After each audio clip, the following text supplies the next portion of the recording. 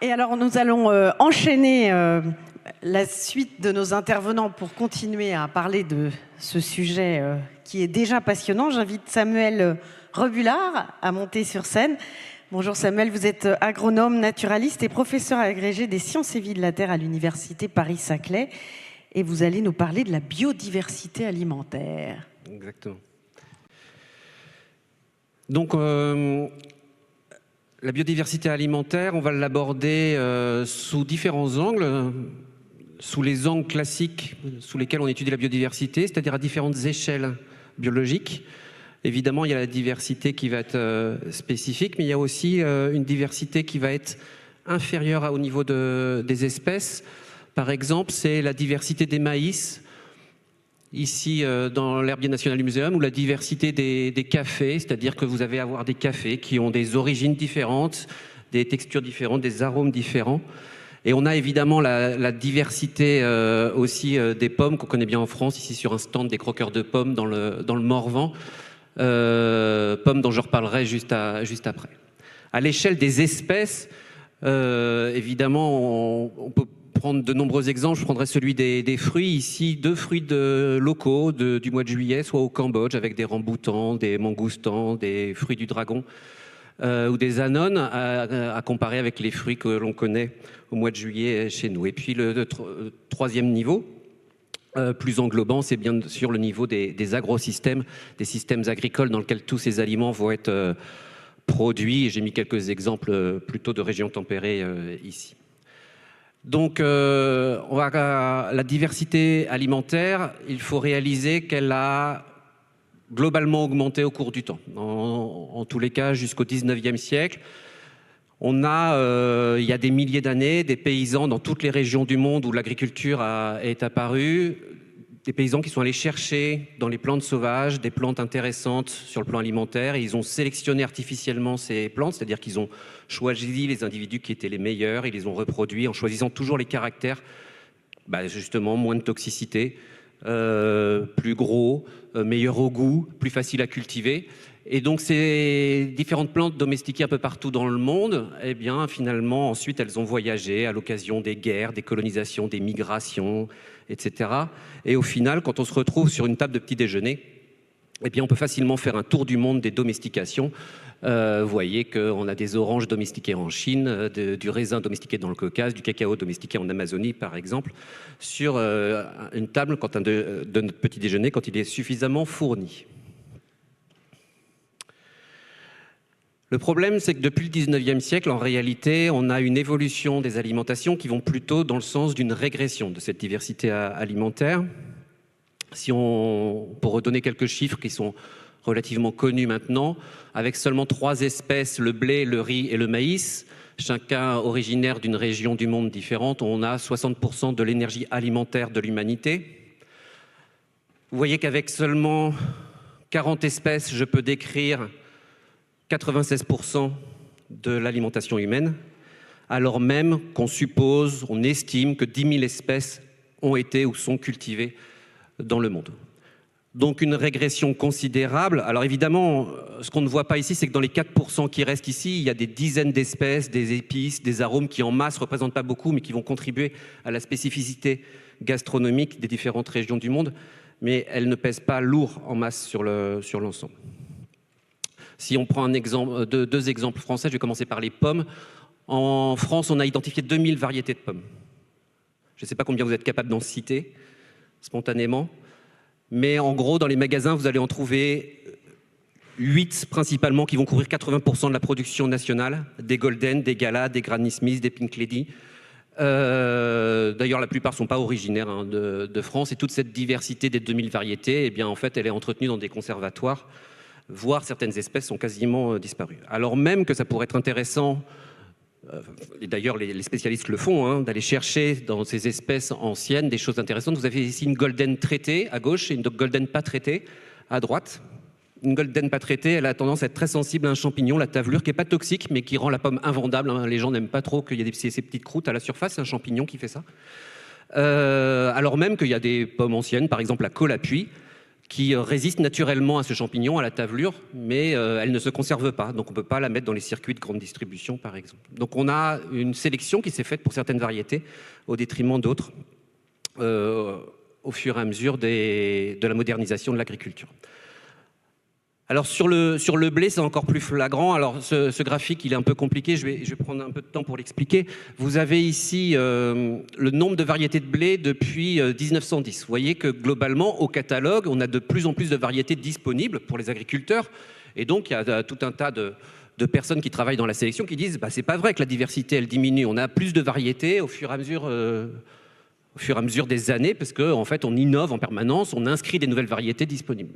Oui, sauf que quand on regarde la diversité spécifique, c'est le deuxième graphique, la diversité génétique de ces variétés, ben on voit qu'en fait, elle est relativement stable, parce que c'est juste des variétés qu'on recroise les unes avec les autres pour refaire de l'innovation, mais en réalité, la base génétique, elle est toujours la même. Et si on regarde maintenant troisième graphique, ce qui est réellement utilisé sur le terrain, eh bien, c'est encore plus faible parce que ce qui est réellement utilisé sur le terrain, c'est qu'une toute petite fraction de ce qui marche le mieux dans tout ça, qui marche le mieux dans les conditions qu'on a choisies, évidemment. Alors, ça va être vrai, en fait, à tous les niveaux. Quels que soient les niveaux auxquels on regarde, on a des simplifications. Vous savez qu'une bonne partie des prairies, des pâturages en France ont été retournés à la fin du XXe siècle pour pouvoir faire de l'agriculture de monoculture qui permet de nourrir les animaux. Aujourd'hui, un élevage qu'on va qualifier de conventionnel en laitier, bah, ce sont des animaux qui sont majoritairement nourris par du maïs et puis du soja qui est produit en Amérique, parfois et de façon croissante sur des espaces de déforestation de la forêt amazonienne et importé en France. Et donc ces monocultures ici, elles sont réalisées à la place d'un système qu'on va qualifier d'herbager, où les vaches, de façon traditionnelle, c'est ce qui se passait majoritairement avant les années 50, se nourrissent toute l'année d'herbe. Soit de l'herbe fraîche à la belle saison, soit de l'herbe fermentée, soit de l'herbe qu'on appelle l'ensilage, soit de l'herbe séchée, mais toujours de l'herbe. Alors la production, elle est beaucoup plus faible, mais par contre, vous voyez que la rentabilité, elle est plus importante. En conventionnel, on produit 32 fois plus de biomasse. Par contre, la rentabilité économique, elle est 118 fois supérieure dans un système herbagé. Pourquoi ? Parce que simplement, ça coûte beaucoup moins cher de laisser une vache sur de l'herbe que d'aller cultiver du maïs pour la nourrir derrière. Donc, ça va changer aussi des choses en termes de paysage. C'est-à-dire, dans un cas, vous avez une monoculture sur laquelle on va devoir mettre des engrais, utiliser souvent des pesticides, alors que derrière, vous allez avoir des prairies qui contiennent plusieurs dizaines d'espèces de plantes qui vont pousser spontanément, des haies éventuellement si vous êtes dans une région bocagère. Et on voit que derrière le choix simplement de prendre un lait conventionnel ou un lait qui va être issu d'un système herbagé, qui va souvent être en bio, mais pas, on peut être herbagé sans être en bio, eh bien en fait vous allez avoir tout un tas de différences sur le paysage, sur la déforestation importée, sur la balance commerciale. On n'a pas besoin de faire venir du soja. À une époque, on parle de souveraineté. Il y a plus d'emplois dans les systèmes herbagés, on a plus de biodiversité au champ. On peut imaginer que les vaches sont plus heureuses dans des prairies comme celle-ci. Les prairies stockent du carbone alors que les autres, au contraire, émettent des gaz à effet de serre. On va travailler le sol ici, on ne va pas le travailler dans l'autre. En fait, les différences sont multiples derrière un choix qui paraît derrière anodin pour le consommateur. Et si on passe à l'extérieur des champs pour être complet sur les différentes échelles, on a également une disparition de ce qu'on appelle les éléments semi-naturels des paysages. J'insisterai juste sur les haies qui souffrent particulièrement en ce moment où le pacte haie n'est plus financé. Vous avez, pour rappel, une haie qui va réduire les impacts de bioagresseurs sur les cultures de 84%. Quand on essaye de replanter des haies, mais ça ne compense pas la disparition, et les haies anciennes sont de valeur écologique bien plus intéressante que les haies nouvelles, et puis ça va abriter énormément d'espèces. On a perdu en 100 ans les 2/3 des haies en France, et ça continue, on est à plus de 20 000 km linéaires de haies qui disparaissent chaque année, toujours en France.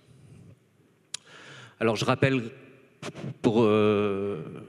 même si je ne sais pas si c'est absolument nécessaire, plein de fonctions qui vont être nécessaires aux haies, on ne peut pas toutes les rappeler, mais en plus des aspects paysagers et patrimoniaux, les haies, elles vont également permettre de lutter contre l'érosion, réguler les ruissellements d'eau et donc limiter les inondations. Elles vont évidemment servir de gîte et de couvert à de nombreuses espèces. Elles vont également permettre de stocker du carbone dans les sols, limiter l'érosion des sols, etc., etc. Ce sont des éléments structurels des paysages absolument majeurs. Si on regarde maintenant à l'échelle des exploitations, toujours avec cet angle de diversité, en fait, vous avez ici un indice qui regarde le nombre de productions différentes, on appelle ça des ateliers en agriculture, le nombre d'ateliers différents qui sont réalisés dans les exploitations agricoles. Vous voyez qu'on a 18 ateliers qui ont été testés ici. Alors un atelier, ça peut être faire du bovin pour le lait, ça peut être faire des ovins, ça peut être faire des grandes cultures, ça peut être faire des serres, etc. Eh bien, on voit qu'on avait un indice de diversité relativement varié un peu partout dans les années 80 en France, alors qu'aujourd'hui, la plupart des exploitations agricoles ne font plus qu'une ou deux activités maximum. Et ça se voit évidemment à l'échelle. Il suffit de prendre ici l'application remonter le temps de l'IGN, n'importe où en France, pour constater qu'on a un parcellaire, là on est au sud de Chartres, qui est composé de parcelles de plus en plus grandes. Et on voit également qu'il y a beaucoup moins de variations de couleurs, ce qui suggère qu'il y a aussi moins de variations de culture et d'espèces à ces échelles de paysages.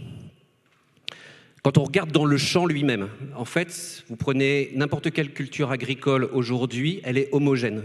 On va chercher toujours à atteindre l'homogénéité de différentes façons, soit parce qu'on va utiliser ce qu'on appelle des lignées pures ou des hybrides de première génération, ou F1, soit parce qu'on va utiliser la greffe et l'ensemble des pommiers d'une parcelle vont être tous greffés avec le même greffon, enfin en tous les cas la même variété de base. Ça va être vrai aussi pour la vigne, qui repose sur les cépages qui sont également une source d'homogénéification des paysages. Les tubercules de pommes de terre, évidemment, sont des clones les uns des autres, ou les boutures de bananiers, c'est la même chose. Donc, dans les champs, tout se ressemble, c'est-à-dire un individu est identique génétiquement à son voisin. Et ça, c'est une super bonne idée pour industrialiser, parce qu'évidemment, vous allez pouvoir utiliser les mêmes engrais, les mêmes protections, les mêmes pesticides, vous allez pouvoir ramasser tout ça d'une seule traite, mais c'est une très mauvaise idée sur le plan évolutif. Alors, en fait, on va se tirer une balle dans le pied dans ce qu'on appelle la course avec la reine rouge. La course avec la reine rouge, c'est une image qui a été proposée par le biologiste américain Leigh Van Valen dans les années 70, qui dit qu'en gros, l'environnement change toujours autour de vous. Donc si vous voulez rester sur place, c'est-à-dire rester compétitif dans la nature, vous avez intérêt à évoluer au moins aussi vite que votre environnement. Je vais prendre un exemple, c'est l'exemple du Carpocaps du pommier. Donc c'est le ver de la pomme, l'ennemi classique des pommiculteurs. C'est la chenille de ce papillon.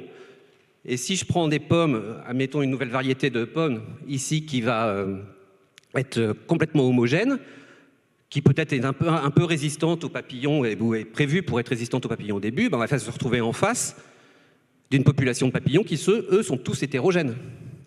Alors j'ai représenté par différentes couleurs cette hétérogénéité, et puis on va imaginer que même des papillons qui sont peu nombreux, qui vont être particulièrement adaptés pour attaquer la nouvelle pomme, au fil des générations, ils vont faire plus de petits que les autres, et donc finalement vont être sélectionnés ceux qui arrivent mieux à se nourrir sur les pommes. Et puis même si les premières années ils ont un petit peu du mal parce que la pomme elle est un peu toxique pour eux, etc., au fil des générations ils vont devenir dominants dans la population. Et puis surtout on va maintenir toujours un peu de variabilité à l'intérieur, parce que si jamais on leur met une nouvelle pomme, ils pourront s'adapter à nouveau. Donc en fait quand vous mettez quelque chose qui ne varie plus en face de populations qui sont hyper variables, c'est toujours les populations hyper variables qui finissent par gagner, ce qui fait que la plupart des variétés qu'on invente aujourd'hui n'ont des durées de vie que de quelques années ou quelques dizaines d'années, et qu'il faille les changer régulièrement. En favorisant la simplification et l'homogénéisation des systèmes et des cultures, l'agriculture moderne a contribué à l'augmentation et à la fréquence de diverses maladies. C'est pas moi qui le dis. Il y a tout un pan aujourd'hui de personnes qui travaillent sur la biodiversité agricole, et en particulier sur la biodiversité génétique, qui s'intéressent à cette question et qui remarquent finalement qu'on a eu tendance à mettre tous ses œufs dans le même panier, ce qui est exactement le contraire de ce qu'il faut faire en finance. On va partir en Chine. Ici, on est dans le sud de la Chine, Yunnan et Yuanyang, et on va s'intéresser à une maladie particulièrement catastrophique, la périculariose du riz. C'est un champignon. Et ce champignon, en fait, il va faire des dégâts tels sur le riz qu'on perd de la nourriture pour 60 millions de personnes. Donc l'équivalent de la population française, l'équivalent du riz pour 60 millions de personnes est perdu chaque année à cause de cette maladie. Et on a cette expérience un peu fondatrice qui a été publiée en 2000, qui est assez intéressante. On est dans le Yunnan et en fait, on a pris une variété qui est sensible aux champignons et on voit que quand elle est cultivée seule, les dégâts sont importants, hein, 20, 25, 35% de dégâts. Et on l'a cultivée en mélange avec une variété résistante. Et là, on voit que quand on mélange les variétés sensibles et résistantes ensemble, eh bien, tout d'un coup, la sensible, elle est beaucoup moins atteinte. Elle est en noir ici, dans les mélanges. On voit qu'elle est beaucoup moins atteinte. Ça, c'est l'idée que les mélanges variétaux vont être beaucoup plus résistants aux maladies que les variétés pures. Et ça, en fait, on voit une application très claire quand on va dans le Yuanyang. Le Yuanyang, c'est au sud du Yunnan, on est à la frontière avec le Laos et le Vietnam. C'est une région tropicale qui est vue, c'est un peu vu comme les Pekno hein, par le reste des gens du Yunnan et chinois en général. C'est des villages qui sont assez reculés, mais c'est aussi une région qui a été classée pour ses terrasses. Ces magnifiques terrasses, ces rizières en terrasse. Et on a des petits villages dans lesquels les agriculteurs vont faire des échanges entre eux de semences. Et donc, ça maintient une diversité. On a 195 variétés de riz qui ont été décrites. Certaines existent depuis au moins 300 ans. Ce qui, vous voyez, par rapport aux variétés chez nous qui durent que quelques années, on a des variétés extrêmement anciennes. Les principaux pathogènes du riz sont présents, mais à des proportions, des prévalences qui sont extrêmement faibles. On n'a pas jamais eu d'épisode de perte majeure liées aux maladies dans cette région, ce qui a justifié le projet Riz éternel, hein, qui est un projet pour essayer de voir un peu ce qui se passe dans ce système-là. Ils ont quand même des rendements équivalents à la Camargue, sauf qu'en Camargue, on utilise des fongicides, et chez eux, pas du tout. Eh bien, en fait, on a remarqué que quand on compare les variétés traditionnelles à des variétés modernes qui ont été introduites dans certains villages de la région, eh bien, dans les villages traditionnels où on pratique toujours les échanges de graines, les variétés, qu'elles soient traditionnelles ou modernes, sont globalement moins atteintes que quand elles sont dans des paysages, dans des villages où les paysages sont beaucoup plus homogènes du fait de la présence de davantage de variétés modernes. Donc ça veut dire quoi? Ça veut dire que plus on va mélanger et plus on va avoir une résistance aux maladies. Et ça, on le constate, ça s'interprète ça s'explique par 5 mécanismes. Que sont le fait que les individus qui sont sensibles sont dilués et donc plus difficiles d'accès pour le parasite. Il y a des effets de barrière, c'est-à-dire que les spores du champignon vont tomber sur un mauvais individu qui va être résistant. On va avoir une sélection qu'on va dire disruptive, c'est-à-dire que contrairement à tout à l'heure avec le pommier, là on ne va pas avoir de population extrêmement homogène, donc du coup on ne va pas avoir d'adaptation à un type d'individu donné. Il va y avoir le fait d'avoir la présence du champignon dans la parcelle, ça va permettre finalement de déclencher les réponses immunitaires des autres. Et puis, on va avoir aussi un phénomène de compensation, c'est-à-dire que même les individus atteints, s'ils grandissent mal, ça laissera plus de place aux autres qui finalement seront plus performants. Alors évidemment, un système comme ça, c'est hyper intéressant à étudier. On ne peut pas l'imaginer tel quel chez nous, parce qu'il y a plein de spécificités. En revanche, c'est intéressant de voir pourquoi ça fonctionne pour essayer d'appliquer les choses. Et aujourd'hui, il y a un projet pour essayer de voir comment on peut l'appliquer dans des systèmes tempérés, notamment sur le blé. Alors justement, si on revient sur le blé en France, vous voyez qu'on a... ça, c'est la moyenne de récolte française, le rendement moyen en France depuis ces dernières années, ces 60 dernières années. Et vous voyez qu'on a une variabilité qui augmente. Déjà, ça stagne davantage. Et puis une variabilité qui augmente, notamment avec des événements de sécheresse ou d'inondation. Et ce qui est important, c'est de comprendre que dans le cadre du changement climatique, il ne va pas nous falloir des variétés qui résistent à la chaleur ou des variétés qui résistent à la sécheresse. Parce qu'en fait, c'est tout un tas d'aléas différents qui vont arriver. Parfois, ça va être des gelées tardives. Parfois, ça va être des inondations. Parfois, ça va être pas suffisamment d'insolation.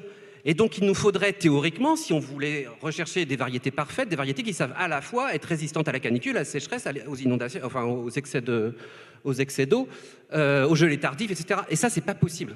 En fait, il y a toujours des compromis qu'il faut trouver. Et donc, on voit bien que le mélange des variétés, ça permet d'imaginer davantage de résilience, aussi bien agronomique que économique, pour les agriculteurs. Alors la diversité, c'est aussi, et je vais revenir sur des choses plus classiques qui sont mieux connues, c'est aussi la diversité dans le temps. En France, on a la monoculture de maïs qui va occuper 50%, qui va être en monoculture sur 50% de l'Aquitaine et de l'Alsace, par exemple. Alors quand vous cultivez tous les ans du maïs, vous recrutez les ennemis du maïs d'une année sur l'autre, et en fait, vous ne pouvez pas faire ça si vous n'avez pas une armée de pesticides derrière. La grande majorité des céréales sont cultivées sur des rotations de 3 ans, mais ce qu'il faudrait, c'est des rotations bien supérieures à 5 ans. Je vous ai mis un exemple ici d'une rotation sur 10 ans. Et une rotation sur 10 ans, ça permet quoi? Ça permet d'utiliser la complémentarité des fonctions des différentes plantes d'une année sur l'autre. Ça permet aussi, si vous décalez vos rotations dans l'espace, là, si on imagine que c'est un assolement, c'est-à-dire la répartition des parcelles sur une exploitation, en fait, il n'y a aucune parcelle qui est au même stade de la rotation une année sur l'autre. Et donc, vous avez forcément une mosaïque, une hétérogénéité qui va se créer à l'échelle du paysage, et donc des effets barrières qui vont être beaucoup plus forts. Alors, cette diversification, c'est facile à dire, c'est pas facile à faire. Il y a eu une étude en 2013 qui a identifié, de l'INRAE, qui a identifié les différents freins à la diversification. En gros, la recherche, elle s'est toujours concentrée sur les espèces à plus forte valeur ajoutée. D'accord ? On a fait beaucoup de recherches sur le blé, par exemple. En revanche, quand vous voulez cultiver du lupin, vous êtes un agriculteur, vous voulez cultiver du lupin, vous n'avez pas de documentation technique. Vous ne savez pas exactement comment lutter contre les maladies si vous ne voulez pas utiliser de pesticides. Vous n'avez pas forcément de réseau de distribution qui sont organisés derrière, de filières en aval, etc. Et tout ça, c'est des freins. D'accord ? Donc il y a vraiment, c'est pas simplement une question de volonté des agriculteurs ou pas, c'est vraiment tout l'écosystème, si je puis dire, de l'agriculture qui devrait être sensibilisé. Alors on va revenir sur les questions de nutrition. Pourquoi est-ce qu'on aurait intérêt à multiplier les fruits dans l'alimentation? Je vais prendre peut-être, pour aller un peu plus vite, prendre juste 2 exemples. Je vais prendre ici un exemple au Kenya, où en fait vous avez 400 espèces d'arbres fruitiers indigènes qui ne sont pas cultivés. D'accord, qu'elles sont connues dans la nature, qui sont plus ou moins consommées par les populations locales, mais qui n'ont pas été domestiquées, il n'y a pas de filière organisée derrière, alors même qu'on est dans un pays où vous avez encore de la malnutrition. Hein.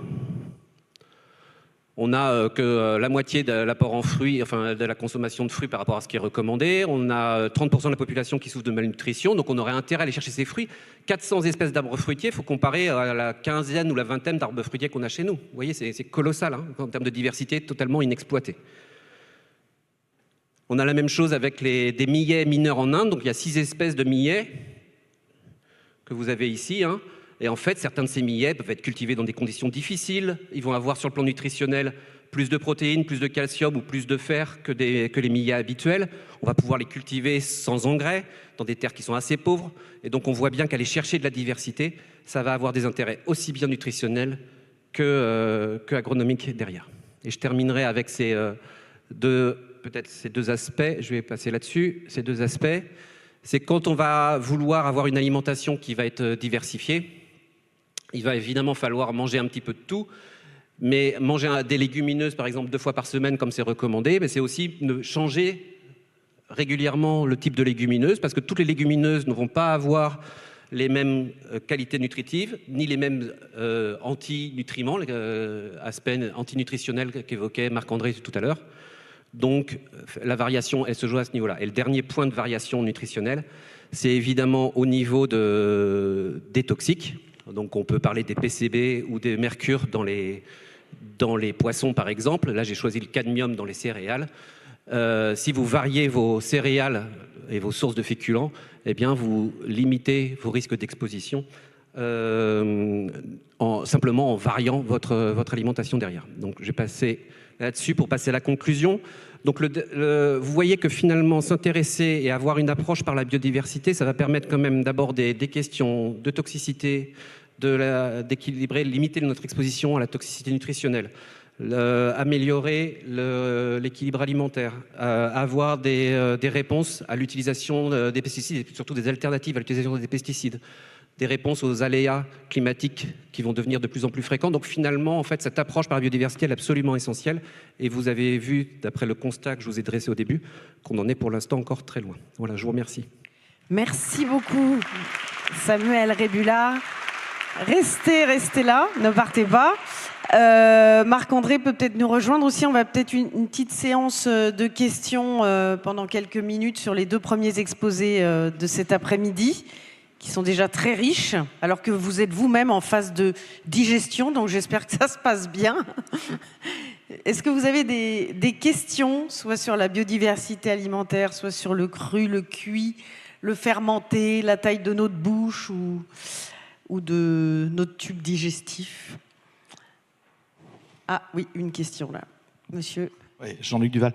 Je voulais poser la question sur la fermentation, sur le fait que ça soit aussi un moyen de conserver les aliments, puisque nous n'avions pas de chaîne du froid à un moment donné. Saumur, enfin, autrefois nos parents mettaient la viande dans des bains de sel pour justement pour la conserver. Enfin, c'était aussi la capacité à pouvoir garder dans le temps un certain nombre d'aliments, les conserves, voilà. En fait, je ne l'ai peut-être pas bien dit, mais quand je dis que ça évite les contaminations indésirables, c'est le problème de la conservation, c'est que ça ne soit pas contaminé par des indésirables. Et le problème des saumures, c'est qu'il faut du sel. Et il y a des régions où ce n'est pas difficile, mais il y a des régions où le sel n'est pas si disponible que ça. Alors que les microbes, il n'y a pas beaucoup de régions où ils ne sont pas disponibles. Est-ce qu'il y a d'autres questions ou de remarques? Non. Eh bien, écoutez, nous allons enchaîner donc avec la... Merci beaucoup, messieurs, pour ces exposés brillants.